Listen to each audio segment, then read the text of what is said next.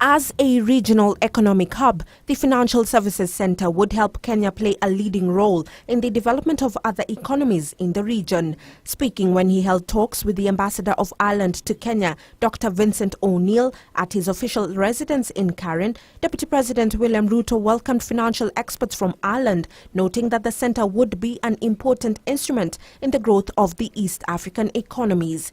He says the government is focusing on the growing trade and investments in the region, and the Financial Services Center would be one of the tools to drive this. Relations between Kenya and Ireland have been growing in recent years and were boosted by the launch of Kenya's first sovereign bond on the Ireland Stock Exchange last year. On trade and investments, Ruto said Kenya was keen on expanding trade with Ireland in horticultural products, tea, coffee, and in the textile industry. He pointed out that with establishment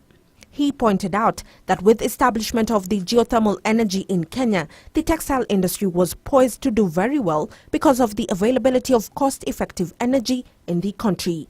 The DP says energy makes between 25% and 40% of the cost of production of goods. With cheaper power, there is a high potential in the expansion of the manufacturing industry in Kenya. He said Kenya had a skilled manpower and good infrastructure for the development of industry, adding that the country was looking for partners from Belgium and other development partners for the growth of local industry. He says Kenya is building a huge special economic zone in Mombasa with concessions for manufacturers that could interest private sector players.